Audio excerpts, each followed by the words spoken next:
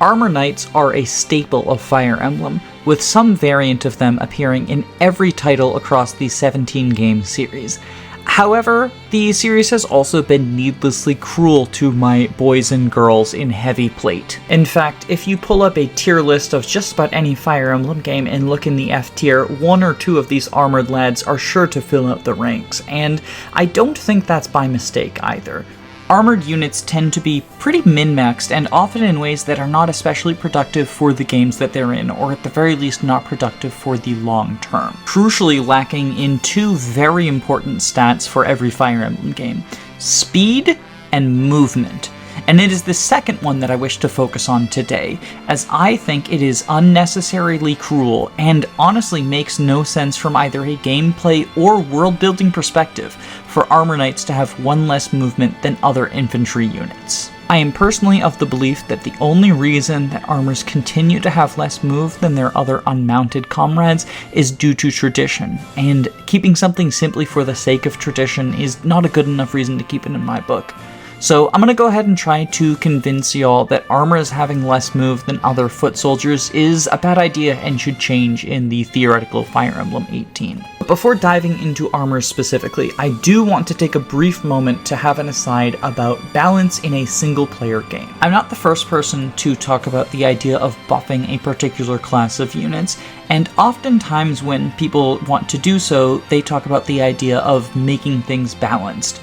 It's unbalanced for swordmasters or snipers or armor knights to be worse than wyverns or falcon knights or paladins or whatnot.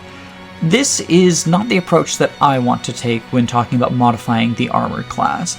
I think that since Fire Emblem is a single-player experience, it is perfectly fine for classes or units to be completely unbalanced. As a perfect example, one of my favorite games in the series, Fire Emblem The Binding Blade, has extremely unbalanced classes. Wyverns are the best at basically everything other than resistance. They have the highest movement, they have the best movement type in flight, they have very high bulk and strength, and while their skill can be a little bit shaky, it is very easily patched up with something like a Killer Lance. Res is shaky as well, but that is also patched up by a Pure Water. They also have access to Lances, which is arguably the best weapon type in Binding Blade due to the combination of 1-2 range and extra accuracy being more valuable than extra might. I don't think anyone in their right mind would say that Wyvern is a balanced class. However, I also don't think anyone is calling to nerf it, and the reason for that is you get 2 Wyverns in the entire game, and both of them show up after the halfway point. Additionally, their existence does not invalidate the roles of other units. They still need to be supported by staff bots, and maybe you want some other combat units to take on different portions of some of the more complex maps. On the opposite end of the spectrum, it's pretty hard to deny that archers and snipers are amongst the worst classes in the game, since they are unable to participate in enemy phase combat due to lack of access to one range.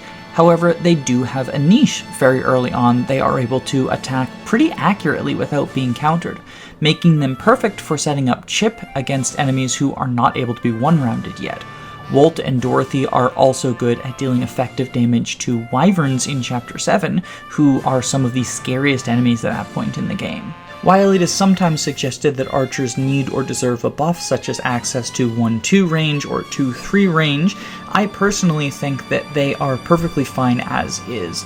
They are one of the weakest classes that you can have access to, but they serve a niche, and that niche has its uses. And it also makes sense from a world-building perspective that someone who is wielding a bow wouldn't be able to counter someone who is at close range to them, simply due to the mechanics of how a bow works. This brings us to Armor Knights, and on the surface I believe that Armor Knights do appear to be in a similar situation to archers.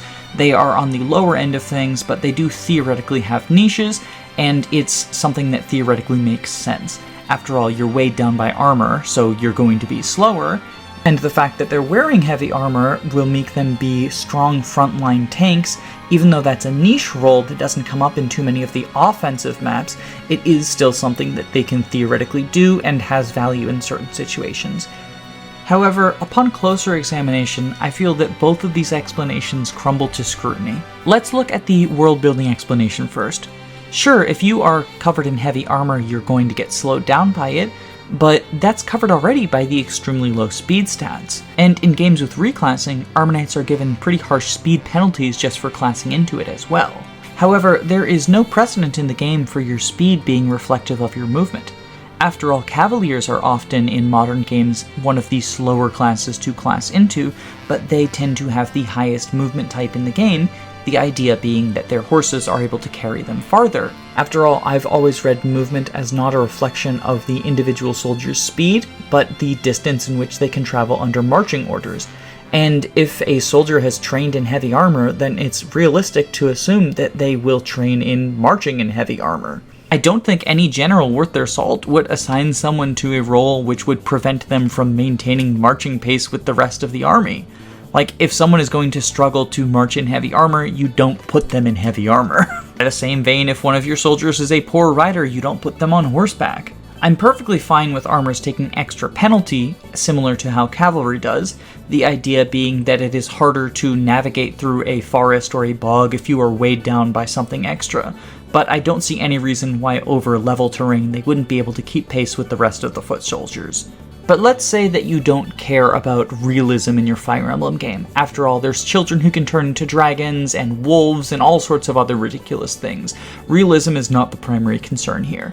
Instead, all you care about is their identity as a class and game balance and stuff like that. Well, I would argue that even from that perspective, there's really no reason that armors should have less movement than other forms of infantry. When looking at classes and all of the different tools that they're given, most of the time you can be given a clear sense of what role this unit is meant to play. Mages are frail but hit on resistance, often causing them to deal more damage and become glass cannons.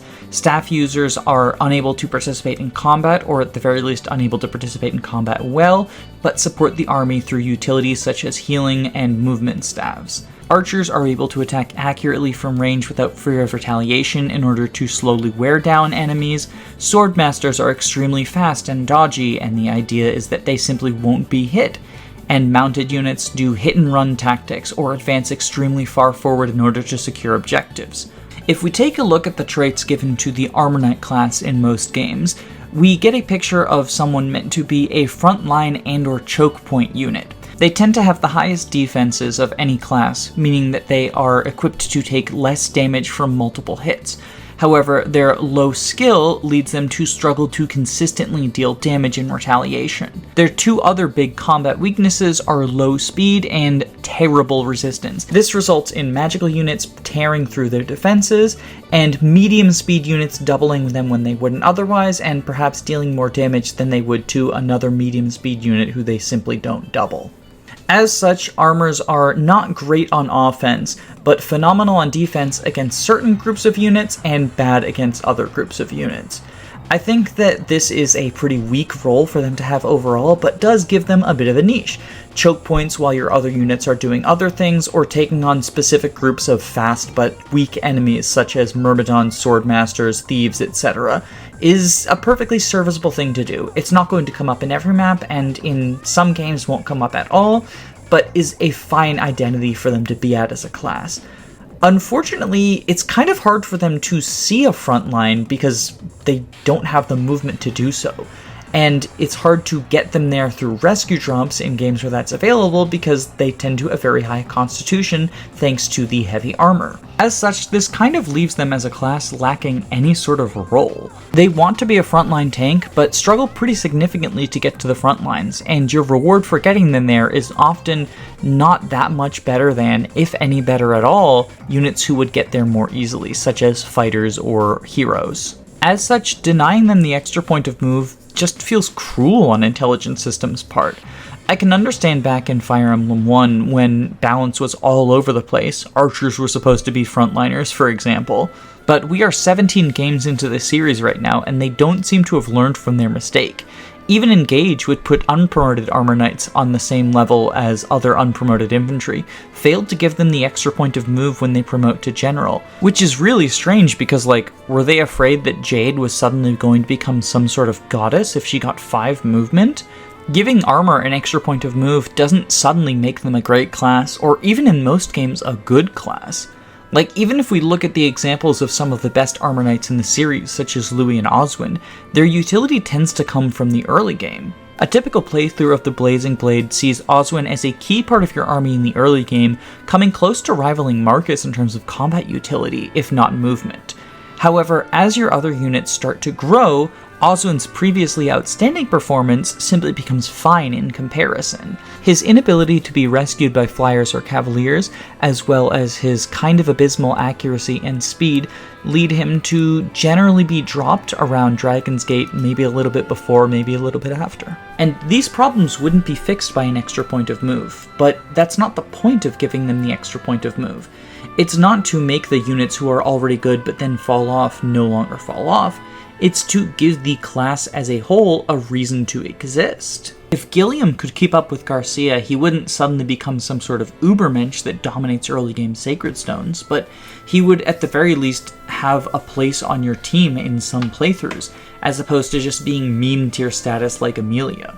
At the end of the day, the lower movement just feels like salt in the wound for a class that already only has niche utility and really didn't need the extra nerf. I do not think that it would quote-unquote fix the Armornet class, but I do think it would put them on the same level as some of the other undesirable classes like Archer, Thief, Swordmaster, or Axe Fighter, and at the end of the day, I really feel like that's the only thing I want out of it.